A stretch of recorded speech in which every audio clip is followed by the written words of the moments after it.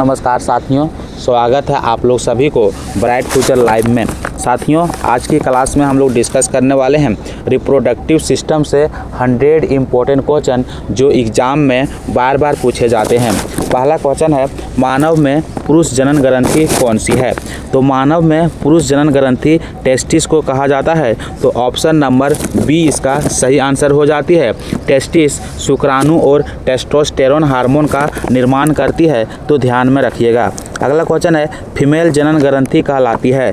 तो फीमेल जनन ग्रंथि को ओवरी कहते हैं। क्वेश्चन पूछा जाएगा, ओवरी का कार्य क्या होती है? तो अंडा, एस्ट्रोजन और प्रोजेस्टेरोन हार्मोन का निर्माण करना इसका कार्य होती है। ओवरी कहाँ पे पाई जाती है? तो गर्भाशय के दोनों ओर पाई जाती है। और ओवरी का आकार कैसी होती है? तो बादाम की जैसी होती है। अगला क्वेश्चन है, शुक्राणु का निर्माण होती है। तो शुक्राणु का निर्माण जो होती है वह टेस्टिस में होती है, जो कि ऑप्शन नंबर सी इसका सही आंसर है। अगला क्वेश्चन है, अंडाणु का निर्माण होता है। तो अंडाणु का निर्माण ओवरी में होती है, जो कि ऑप्शन नंबर बी इसका सही आंसर है। अगला क्वेश्चन है, पुरुष में टेस्टोस्टेरोन हार्मोन स्रावित होती है। तो पुरुष में टेस्टोस्टेरोन हार्मोन टेस्टिस से निकलता है, तो आप लोग ध्यान में रखिएगा। अगला क्वेश्चन है, फीमेल हार्मोन एस्ट्रोजन स्रावित होती है। तो फीमेल हार्मोन एस्ट्रोजन ओवरी से निकलता है, तो ऑप्शन नंबर बी इसका सही आंसर हो जाती है। अगला क्वेश्चन है, निषेचन यानी कि फर्टिलाइजेशन होती है। तो फर्टिलाइजेशन फिलोपियन ट्यूब में होता है, क्योंकि यहीं पे अंडाणु और शुक्राणु मिलता है, जिसके बाद जाइगोट का निर्माण होती है। अगला क्वेश्चन है, गर्भाशय की आंतरिक परत कहलाती है। तो गर्भाशय की आंतरिक परत को हम लोग क्या कहते हैं? तो एंडोमेट्रियम के नाम से जानते हैं, और बाहरी परत को पेरीमेट्रियम के नाम से जानते हैं, और मध्य वाला परत को मायोमेट्रियम परत के नाम से जानते हैं, तो ध्यान में रखिएगा। अगला क्वेश्चन है, मानव में गर्भावस्था की अवधि होती लगभग कितनी दिन की होती है? तो मानव में गर्भावस्था की अवधि लगभग 280 दिन की होती है। सप्ताह में बात करेंगे तो 40 सप्ताह होती है, ये भी बात ध्यान रखिएगा।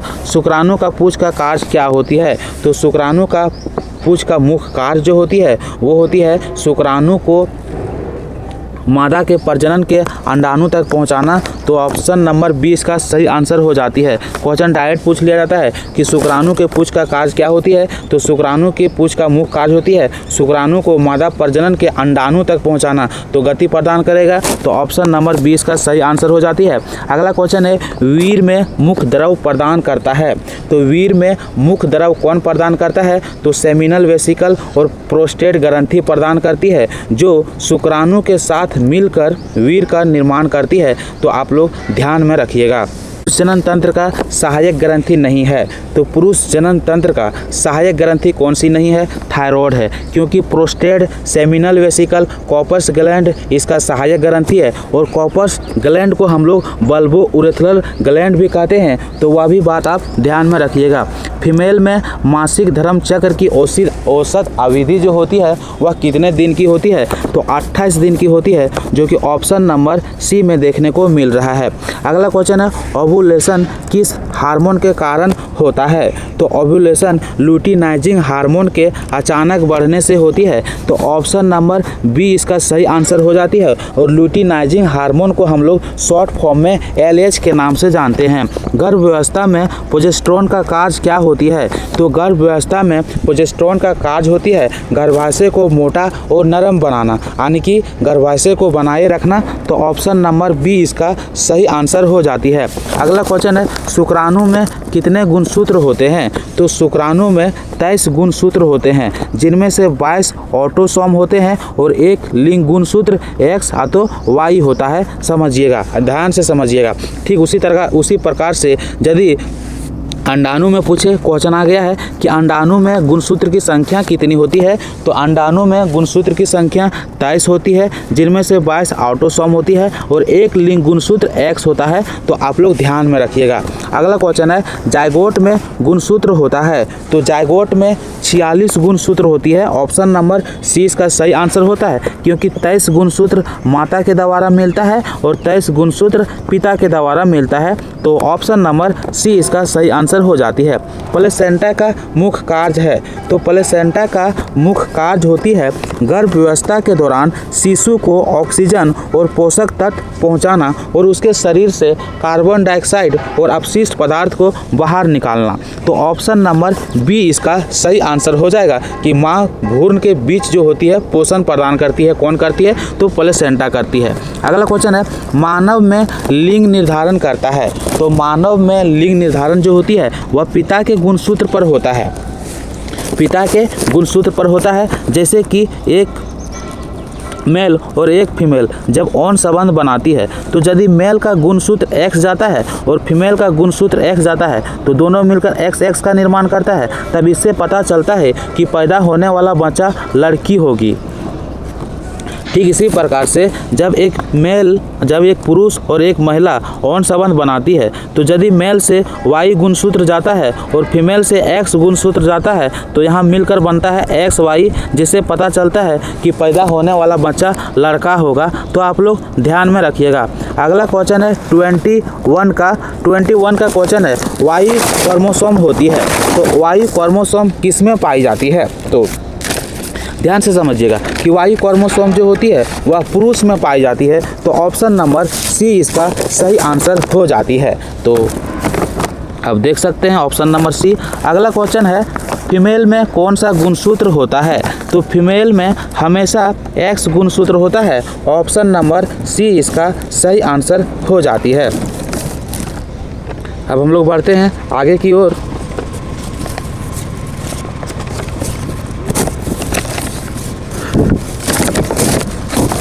अगला क्वेश्चन है शुक्राणु की संरचना में शामिल नहीं है।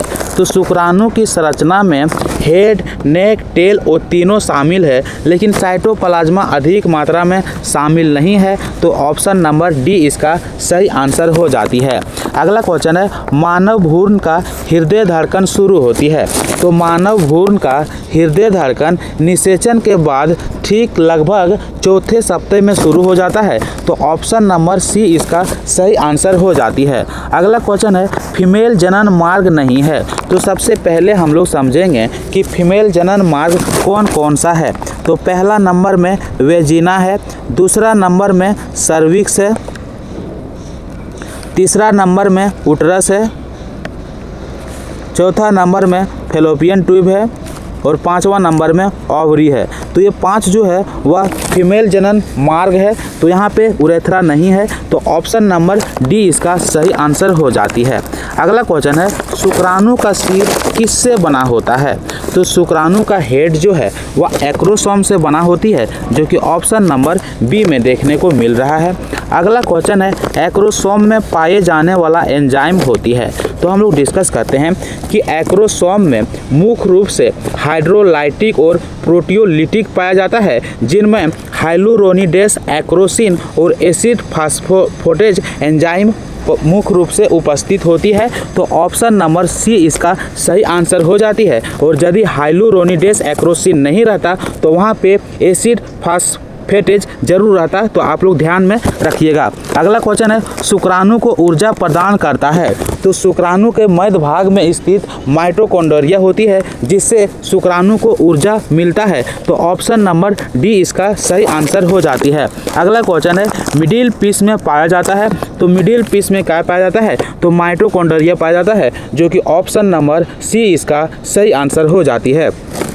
अगला क्वेश्चन है 30 नंबर का कि एपिडिडिमिस का कार्य क्या होती है? तो एपिडिडिमिस का कार्य होती है शुक्राणु का परिपक्व होना, मतलब शुक्राणु का परिपक्व करना। तो ऑप्शन नंबर बी इसका सही आंसर हो जाती है। अगला क्वेश्चन है वाश डिफेंस का कार्य होती है। तो वाश डिफेंस का कार्य क्या होती है? शुक्राणु का परिवहन करना इसका कार्य होती है। तो ऑप्शन नंबर बी इसका सही आंसर हो जाती है।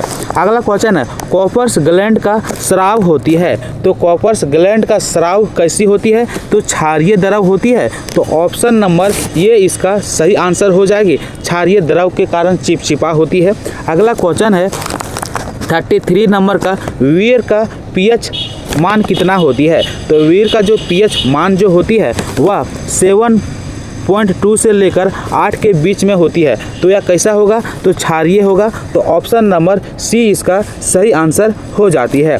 अगला क्वेश्चन यदि हम बात करेंगे कि फीमेल में ओवुलेशन कब होता है, तो फीमेल में ओवुलेशन 28वें दिन के साइकिल में 14वें दिन में होता है। तो ऑप्शन नंबर सी इसका सही आंसर हो जाती है।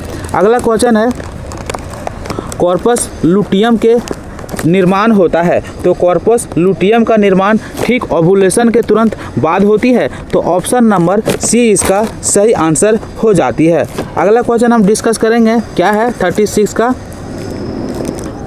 कॉर्पस लुटियम स्रावित करती है, तो कॉर्पस लुटियम प्रोजेस्टेरोन हार्मोन को स्रावित करती है। तो ऑप्शन नंबर बी इसका सही आंसर हो जाती है। अगला क्वेश्चन है 37 नंबर का। गर्भ व्यवस्था का परीक्षण किस हार्मोन पर होता है, तो HCG हार्मोन पर होता है। तो ऑप्शन नंबर सी इसका सही आंसर हो जाती है। HCG का फुल फॉर्म पूछ लिया जाता है, तो इसका फुल फॉर्म होता है ह्यूमन कोरियोनिक गोनाडोट्रोपिन। तो ध्यान रखिएगा। अगला क्वेश्चन है 38 नंबर का। गर्भाशय में भ्रूण का इम्प्लांटेशन कहाँ पे होती है, तो एंडोमेट्रियम में होती है, जो कि ऑप्शन नंबर बी में देखने को मिल रहा है। अगला क्वेश्चन है 39 में फीमेल में दूध स्राव को नियंत्रित करता है, तो फीमेल में दूध स्राव को नियंत्रित कौन करती है, तो प्रोलैक्टिन करती है, जो कि ऑप्शन नंबर सी में देखने को मिल रहा है। अगला क्वेश्चन है जैसे कि दूध निष्कासन नियंत्रित कौन करती है, तो दूध निष्कासन का नियंत्रित ऑक्सीटोसिन करती है। तो ऑप्शन नंबर बी इसका सही आंसर हो जाती है। अगला क्वेश्चन क्या है, प्लेसेंटा द्वारा स्रावित हार्मोन नहीं है, तो प्लेसेंटा द्वारा कौन सा हार्मोन इसमें से नहीं है, जैसे कि आप देख सकते हैं ऑप्शन में दिया गया है। तो ध्यान से समझिएगा, इंसुलिन जो है वह प्लेसेंटा द्वारा नहीं निकलता है। एस्ट्रोजन, प्रोजेस्टेरोन और HCG जो होती है वह प्लेसेंटा द्वारा निकलती है। तो ध्यान में रखिएगा। अगला क्वेश्चन है पुरुष में सेकेंडरी सेक्सुअल कैरेक्टर का विकास होती है, तो पुरुष में सेकेंडरी सेक्सुअल कैरेक्टर का विकास क्या करना होता है, तो उसका कार्य होता है, समझिएगा, ध्यान से समझिएगा कि पुरुष में एक हार्मोन होती है जिसे कहते हैं टेस्टोस्टेरोन हार्मोन। यह क्या करती है, जैसे कि पुरुष में आवाज़ को भारी कर देता है, चेहरे पर बाल उगा देता है, जैसे कि दाढ़ी वगैरह आ जाता है, मांसपेशी का विकास हो जाता है और त्वचा में बदलाव आ जाता है। तो पुरुष में सेकेंडरी सेक्सुअल कैरेक्टर का विकास जो होती है वह किससे होती है, तो यानी कि टेस्टोस्टेरोन हार्मोन से। तो ऑप्शन नंबर सी इसका सही आंसर हो जाती है। अगला क्वेश्चन है फीमेल में सेकेंडरी सेक्सुअल कैरेक्टर के लिए उत्तरदायी होती है, तो फीमेल में जिस तरह यहाँ पे मेल सेकेंडरी सेक्सुअल कैरेक्टर के लिए उत्तरदायी कौन होता है, तो एस्ट्रोजन होता है। यह क्या करती है, स्तन का विकास करती है। तो ऑप्शन नंबर बी इसका सही आंसर हो जाती है। अगला क्वेश्चन है मानव में निषेचन के बाद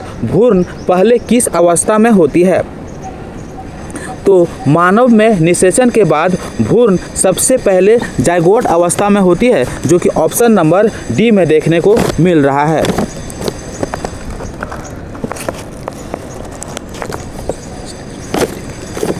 क्वेश्चन है कि भ्रूण में 3 जन्म को बोलते हैं जनन, ठीक है, तो भ्रूण में 3 जनन परत बनते हैं, तो भ्रूण में 3 जनन परत गैस्ट्रुलेशन स्टेज में बनता है। तो आप लोग ध्यान रखिएगा, ऑप्शन नंबर सी इसका सही आंसर हो जाती है। डायरेक्ट क्वेश्चन पूछ लिया जाता है कि भ्रूण में 3 जनन परत कहाँ पे बनते हैं, तो गैस्ट्रुला स्टेज में बनता है। तो आप लोग ध्यान में रखिएगा, जिसमें से भ्रूण का जो बाहरी परत होती है उसे हम लोग कहते हैं एक्टोडर्म।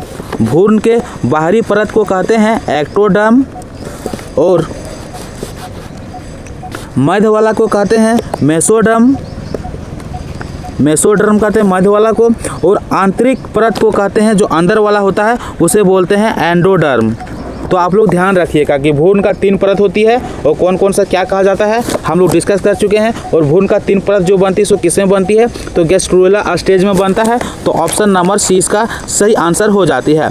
अगर संकुचन मतलब होता है सिकुड़ना और छोटा होना, तो गर्भ व्यवस्था के दौरान गर्भाशय की मांसपेशियां को जो सिकुड़ता है वह किसके कारण से, तो ऑक्सीटोसिन के कारण से। तो ऑप्शन नंबर सी इसका सही आंसर हो जाती है। पुरुष में शुक्राणु को निर्माण करने में कौन कौन उत्तेजित होता है? तो कूप उत्तेजित हार्मोन होती है और लुटिनाइजिंग हार्मोन भी उत्तेजित होती है। तो ऑप्शन नंबर यहाँ पे ए और बी सही हो जाएगा। ऑप्शन नंबर ए और बी, तो लुटिनाइजिंग हार्मोन और कूप उत्तेजक हार्मोन, तो ऑप्शन नंबर ए और बी यहाँ दोनों सही हो जाती है। अगला क्वेश्चन है, फीमेल में अंडाणु निर्माण को नियंत्रित करती है। तो फीमेल में अंडाणु निर्माण को नियंत्रित कौन करती है? तो एस्ट्रोजन करती है, जो कि ऑप्शन नंबर सी में देखने को मिल रहा है। अगला क्वेश्चन है 49 नंबर का, मानव में यौन परिपक्व की आयु जो होती है वह सामान्यतः होती है। तो पुरुष का जो होती है वह 11 से 14 साल होती है और लड़की का जो होती है वह 8 से 13 साल के बीच में होती है। तो आप लोग ध्यान में रखिएगा। अगला क्वेश्चन है, फीमेल में गर्भाशय का निचला संकरा भाग क्या कहलाता है? तो फीमेल में गर्भाशय का जो निचला संकरा भाग होती है उसे हम लोग क्या कहते हैं? तो सर्विक्स कहते हैं, जो कि ऑप्शन नंबर बी में देखने को मिल रहा है। सर्विक्स करती क्या है? तो गर्भाशय गिरवा जो होती है सर्विक्स या गर्भाशय को ओनी से जोड़ता है। तो ये बात भी ध्यान में रखिएगा कि मानव में शुक्राणु निर्माण की प्रक्रिया क्या कहलाती है? तो स्पर्मियोजेनेसिस कहलाती है। तो ऑप्शन नंबर बी इसका सही आंसर हो जाती है। अगला क्वेश्चन है, अंडाणु निर्माण की प्रक्रिया क्या कहलाती है? तो अंडाणु निर्माण की प्रक्रिया ओजेनेसिस कहलाती है। तो ऑप्शन नंबर बी इसका सही आंसर हो जाती है। अगला क्वेश्चन है, स्पर्मियोजेनेसिस में होती है। तो स्पर्मियोजेनेसिस में क्या होती है? तो स्पर्मेटिड्स होती है, जो कि शुक्राणु में रूपांतर होती है। तो ऑप्शन नंबर सी इसका सही आंसर हो जाती है। अगला क्वेश्चन है, निषेचन के बाद बनने वाली प्रथम कोशिका कहलाती है। तो निषेचन के बाद बनने वाली प्रथम कोशिका जाइगोट कहलाती है, जो कि ऑप्शन नंबर सी में देखने को मिल रहा है। मानव में शुक्राणु निर्माण की शुरुआत होती है। तो मानव में शुक्राणु निर्माण की शुरुआत किशोरावस्था में होती है। तो ऑप्शन नंबर सी इसका सही आंसर हो जाती है।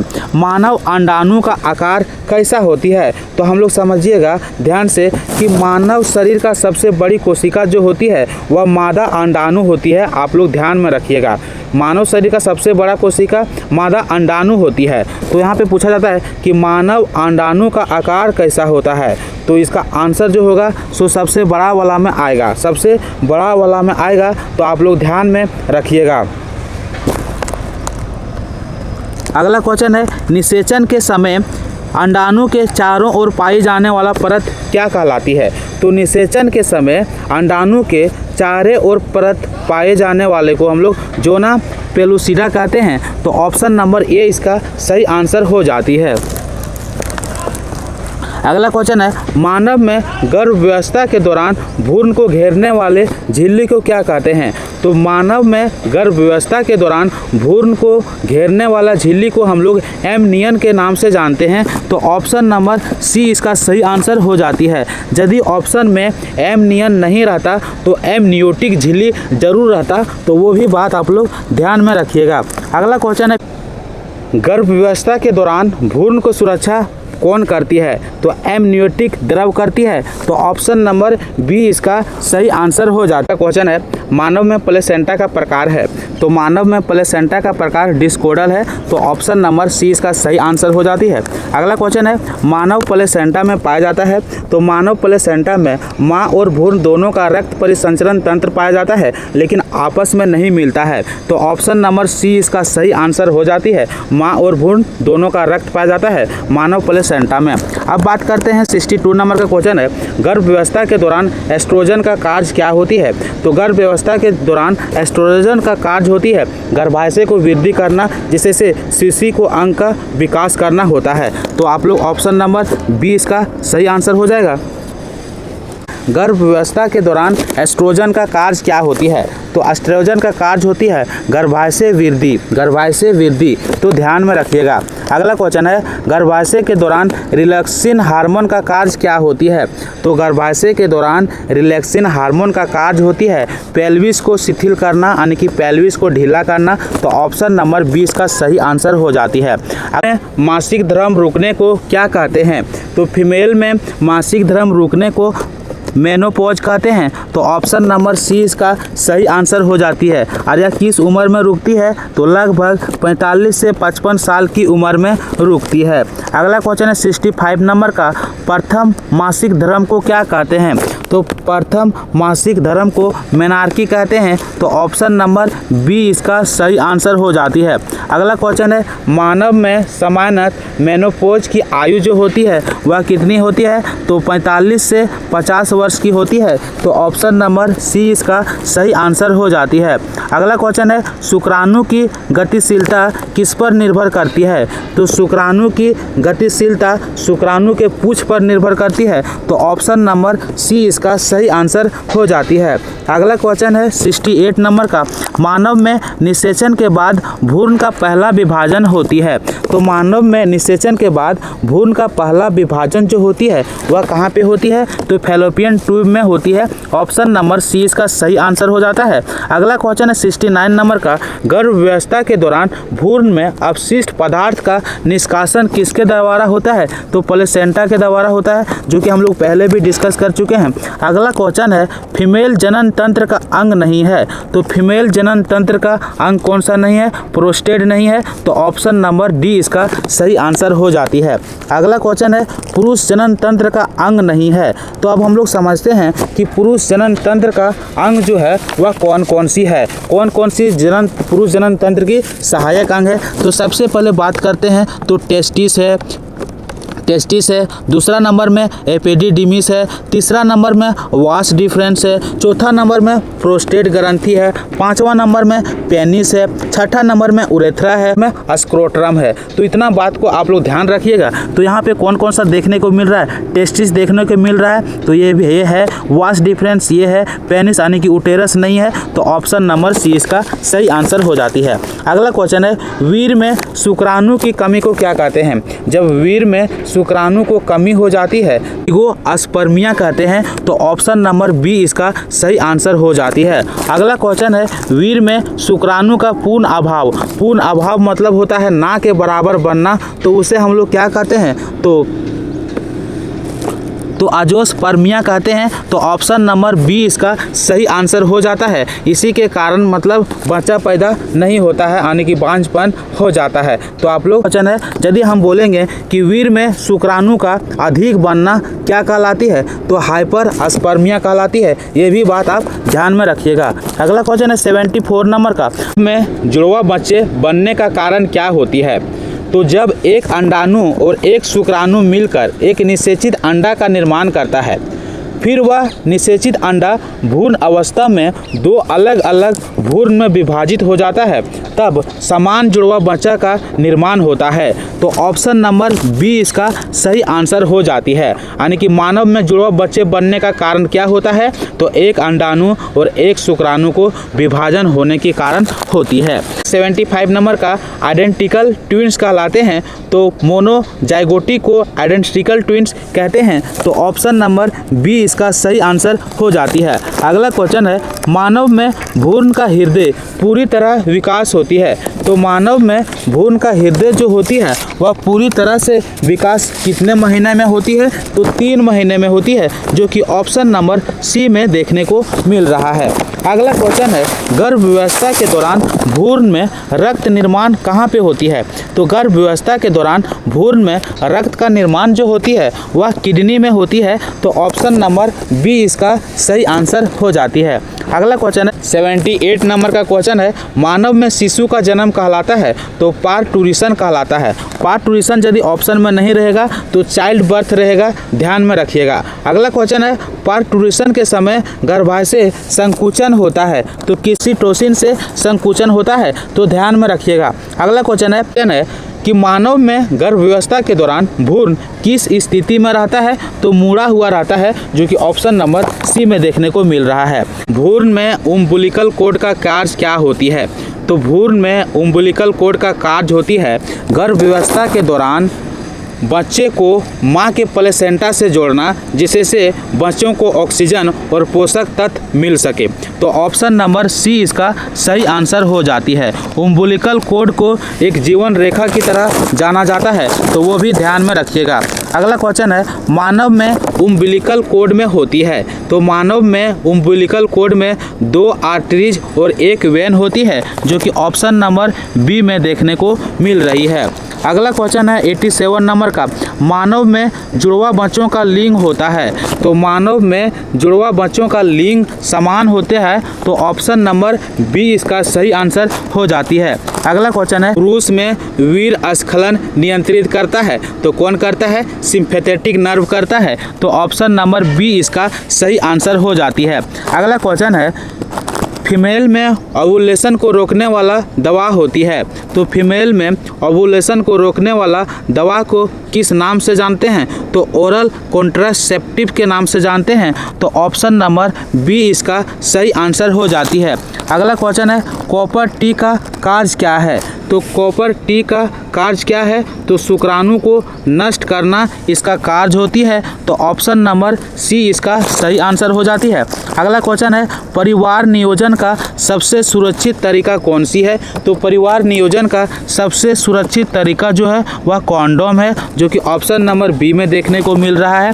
अगला क्वेश्चन, वेसेक्टॉमी संबंधित है, तो जब पुरुष अपना नसबंदी करा लेता है तो उसी को वेसेक्टॉमी कहते हैं, तो ऑप्शन नंबर बी इसका सही आंसर हो जाती है। अगला क्वेश्चन है, ट्यूबेक्टॉमी किया जाता है, तो ट्यूबेक्टॉमी जब फीमेल अपना नसबंदी करा लेती है तो उसे ट्यूबेक्टॉमी के नाम से जाना जाता है, तो ऑप्शन नंबर बी इसका सही आंसर हो जाती है। टेस्ट ट्यूब बेबी तकनीक क्या कहलाती है, तो IVF कहलाती है, तो ऑप्शन नंबर बी इसका सही आंसर हो जाती है। अगला क्वेश्चन है, गिफ्ट GIFT गिफ्ट तकनीक में निषेचन होता है, तो गिफ्ट तकनीक में निषेचन शरीर के अंदर होता है, तो ऑप्शन नंबर बी इसका सही आंसर हो जाती है। और शरीर के अंदर डायरेक्ट कहाँ पे होती है, तो फैलोपियन ट्यूब में होती है, ये बात आप लोग ध्यान में रखिएगा। गर्भ व्यवस्था के दौरान RS फैक्टर असंगति होती है, तो माँ में RS फैक्टर नेगेटिव होती है और भ्रूण में RS फैक्टर पॉजिटिव होती है, तो आप लोग ध्यान में रखिएगा। अगला क्वेश्चन है, गर्भ व्यवस्था के दौरान भ्रूण की सुरक्षा के लिए कौन सा इंजेक्शन दिया जाता है, तो वह इंजेक्शन का नाम है NTD, जो कि ऑप्शन नंबर बी में देखने को मिल रहा है। अगला क्वेश्चन है, मानव में जन्म नियंत्रण का प्राकृतिक तरीका क्या है, तो मानव में जन्म नियंत्रण का प्राकृतिक तरीका जो है वह है सेफ पीरियड, तो ऑप्शन नंबर सी इसका सही आंसर हो जाती है। अगला क्वेश्चन है, मानव प्रजनन का मुख्य उद्देश्य क्या होती है, तो मानव प्रजनन का मुख्य उद्देश्य होती है प्रजाति की निरंतरता, तो ऑप्शन नंबर 20 का सही आंसर हो जाती है। तो आप लोगों को वीडियो कैसा लगा कमेंट करके जरूर बताइएगा। अगर आप लोगों के लिए वीडियो हेल्पफुल रही होगी तो प्लीज़ एक सब्सक्राइब जरूर कर दीजिएगा।